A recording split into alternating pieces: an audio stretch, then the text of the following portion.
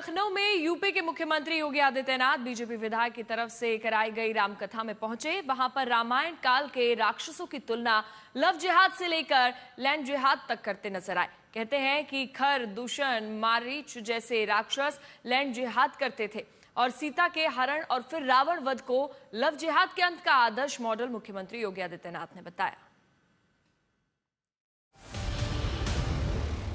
अखिलेश यादव राम मंदिर के चढ़ावे में चोरी का आरोप लगाते हैं। योगी आदित्यनाथ राम कथा से 2027 की सियासी महाभारत का संदेश सुनाते हैं। मारीच है, रावण है,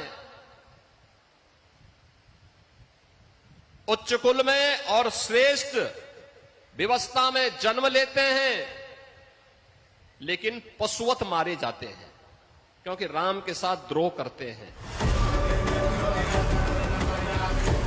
जिस अयोध्या का राम मंदिर बनवाकर भी 24 में जाति में वोट बंटने से अयोध्या से जुड़ी लोकसभा सीट बीजेपी नहीं जीत पाई, वहां राम के नाम पर अस्त्र शस्त्र सत्ता और विपक्ष में चलने लगा है।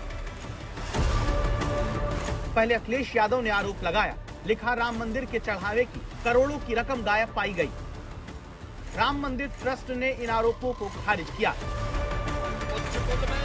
जब लखनऊ में बीजेपी विधायक की तरफ से कराई जाती रामकथा में मुख्यमंत्री पहुंचे तो नया सियासी संदेश सुनाई दिया। योगी आदित्यनाथ कहते हैं, निगेटिव ताकतें रावण काल की तरह सिर उठाएंगी तो उजाड़ करेंगी। याद करना, जब भी नकारात्मक ताकतें वर्चस्व में आएंगी ऐसे ही उजाड़ करेंगी, ऐसे ही तहस नहस करेंगी जो रावण के समय में करते थे। क्या योगी का निशाना विपक्ष है, जहां पर वो खर, दूषण, मारीच, ताड़का तक की बात करके एक ऐसी राम कथा का जिक्र करते हैं जिसमें चाचा मामा का नाम आते ही तंजनुमा हंसी आती है। जब रावण उसके पास जाता है तो आपने देखा होगा, जब रावण ने कहा कि तुम ऐसा करो तो उसने पहले तो मना कर दिया, रावण को समझाने का प्रयास किया, क्योंकि रिश्ते में रावण का मामा भी लगता था।